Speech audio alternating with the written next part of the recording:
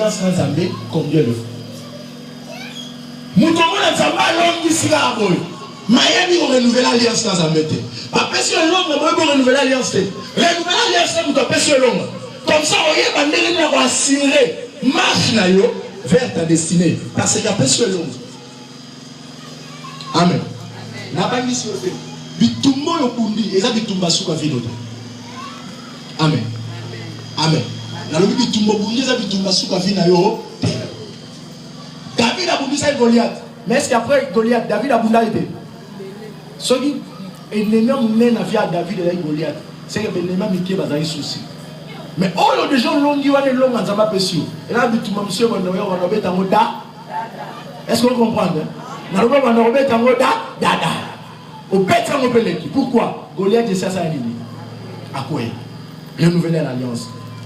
Parce que renouvellement d'alliance, quand nous avons renouvelé l'alliance dans Zambé, cela symbolise la communion avec Dieu. Quand on a renouvelé l'alliance dans Zambé, et ont dit sa communion dans Zambé. Et nous avons fait une promotion. Nous avons fait toujours ensemble. Amen. Ils ont symbolisé communion dans Zambé. Et renouvellement d'alliance, et sa déclaration et confiance. On doit ça dans la promesse ensemble. Quand nous avons renouvelé l'alliance, nous avons déclaré confiance, on a ça dans la promesse ensemble. Et moi, je suis confiant que ma promesse ensemble est pour que ça m'a bon moyen. Quand nous avons renouvelé l'alliance, nous avons dit ma promesse, muto a salangake.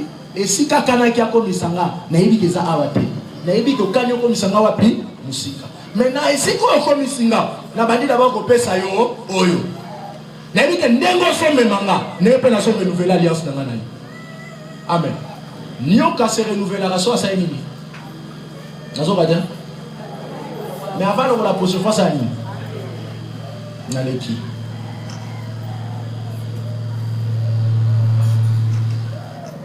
Tout le but déjà. Et renouvellement alliance. Et allez osons rappeler la promesse on s'en à salarié. Rappelez la promesse faite par Dieu. Osons rappeler la promesse au Yassalali à travers le renouvellement et l'alliance de Yonazam. Notez bien, pour clôturer, il ne faut pas vivre spirituellement sans renouveler régulièrement l'expression de son amour envers Dieu. Il ne faut pas vivre spirituellement sans renouveler régulièrement l'expression de son amour envers Dieu.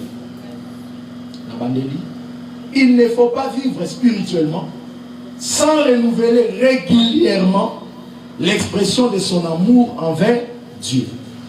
Au côté qu'on vivre spirituellement, tout ça a la possibilité surnaturelle. Moto alina applique à l'opinion surnaturelle.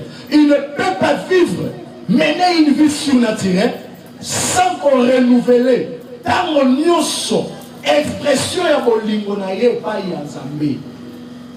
Donc dans notre vie, nous devons toujours renouveler notre expression d'amour envers Dieu.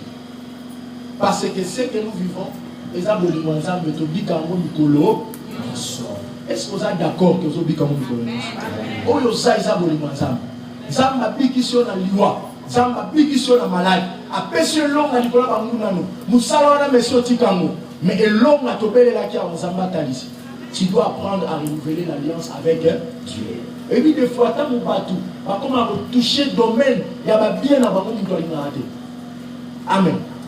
Mais si il y a un problème, il y a santé. À fond les coups à l'obin Nzamba kota, soit contrôle et en sorte de la paix moté mananga. On a prié à bon. Et ça m'a raté. Table soit contrôle, on les attaque. Dans le badi. On les a. On l'a mis table là. Et nous, on a Nazarangate, Nazayayo. Et ça temple na yo kota. Soit contrôle. Mais si vous pouvez toucher ma bien, Nzambe souvent dans la salon. Chambre, kokota na msigote. Amen. Mais tout le monde a côté dans la chambre, bénéli. Surtout la porte va comme un chien méchant. Jour et pembe ça, marakuna, ma frère Anini. Comment il chien méchant t'as côté? Au fond, il sous. Amen. Faites ça invitation. Amen. Amen. Bien aimé, c'est tout. Que tu dois savoir renouveler l'alliance avec Dieu après le combat. Si vous avez la Bible, renouveler l'alliance. Et à chaque fois que vous renouvelez l'alliance, le mal chez nous, c'est quoi? Tout le monde a autosuivi, il y a un monde qui a vu la vie. Est-ce que tu veux reconnaître ma belle amour? Tu veux reconnaître que ça défaut? Tu n'as tout mis. Tu veux reconnaître que ça défaut? Nous devons faire ça. Oh, il y a suivi, il y a un monde qui a vu la vie. Amen.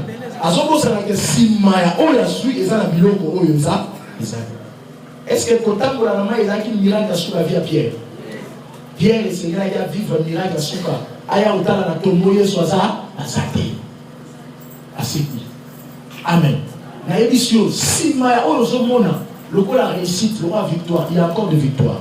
O ezali boso. Il y a moto yema toujours garde-moi au Seigneur. Oui. Au Seigneur. Alléluia. Un prix à remporter, mais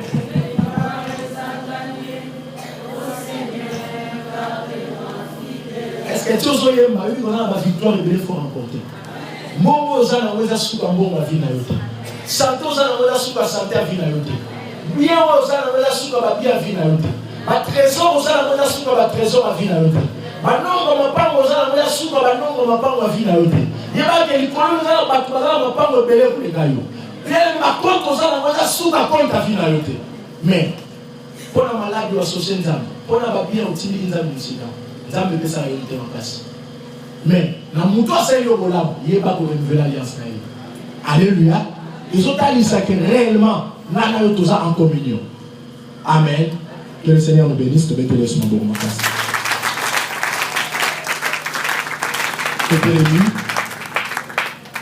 Nous n'avons que des intentions.